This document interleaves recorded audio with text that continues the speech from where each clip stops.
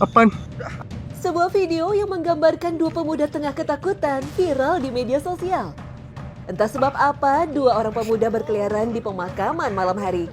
Saat itu, ia mengaku tidak sengaja bertemu dengan sosok makhluk yang terlihat seperti kain putih. Ketika objek putih itu disorot, tiba-tiba sosok misterius itu bergerak.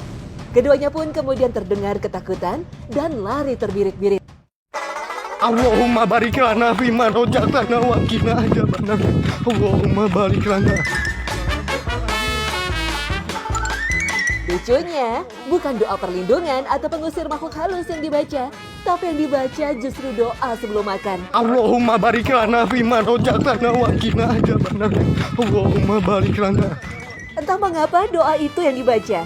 Mungkin hanya bacaan doa itu saja yang terlintas di pikiran mereka. Ya, namanya juga lagi takut. Memang, di saat kondisi panik, orang tidak lagi berpikir jernih. Biasanya hanya yang terlintas dalam benaknya saja yang diucapkan. Masih beruntung ingat doa makan. Tak sedikit, dalam kondisi demikian, justru tak ingat apa-apa. Namun begitu, membaca doa makan pun sebenarnya tetap baik. Karena doa itu doa kalimat thayyibah, kalimat-kalimat yang baik. Tapi apakah ada pengaruhnya? Itu masalah lain. Tapi sebenarnya doa apa yang perlu dibaca saat melihat penampakan makhluk halus? Salah satu cara mengusir penampakan jin, kumandangkanlah azan. Mengapa yang diucapkan justru azan? Apa hubungannya dengan mengusir jin dan setan?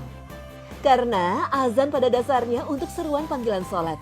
Ini bukan mengada-ngada. Hal ini memang pernah disarankan oleh Umar bin Khattab ketika beliau diceritakan tentang makhluk yang bisa berubah wujud. Kemudian Umar mengatakan bahwa tidak ada suatu makhluk pun dari ciptaan Allah yang mampu berubah dari wujud yang telah Allah tetapkan padanya, tapi mereka sanggup melakukan itu karena mereka memiliki dukun seperti dukun-dukun yang dimiliki manusia. Jika menyaksikan makhluk-makhluk tersebut, Umar bin Khattab menyarankan agar mengumandangkan azan.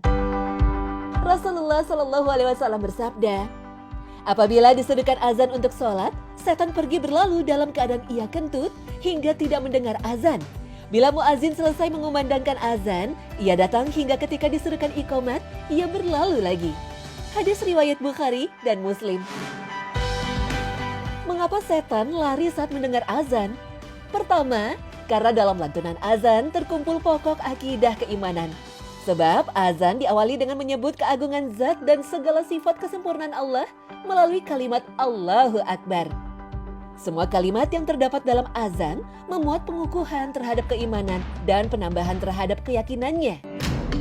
Karena hal inilah setan lari dan tidak mau mendengar azan. Kedua, alasan lain, setan lari ketika mendengar lantunan azan karena ia tidak mau menjadi saksi bagi pengumandang azan atau muazin tersebut.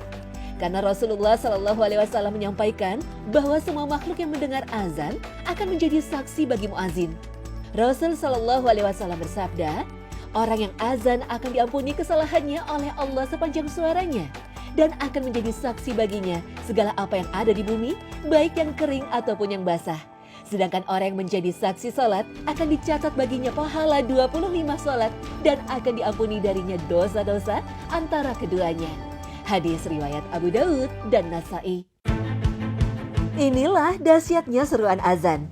Kementerian Urusan Agama Turki pernah melansir setidaknya 600 orang telah masuk Islam selama tahun 2011, termasuk lebih dari 450 wanita yang berusia rata-rata 30 sampai 35 tahun dan berasal dari kebangsaan yang berbeda, mulai dari Jerman, Maldiva, Belanda, Perancis, Cina, Brazil, Amerika Serikat, Rumania, dan Estonia.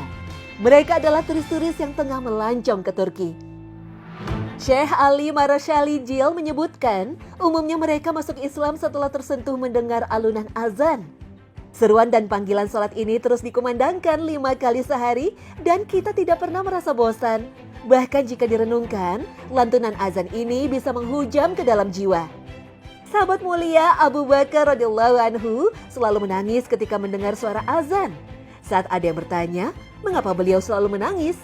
Abu Bakar radhiyallahu anhu menjawab, aku bersedih karena akan berjumpa dengan Allah, sementara dosaku sedemikian banyaknya. Aku malu di hadapannya. Lain halnya dengan sahabat Umar bin Khattab radhiyallahu anhu. Beliau selalu tersenyum ketika mendengar azan berkumandang.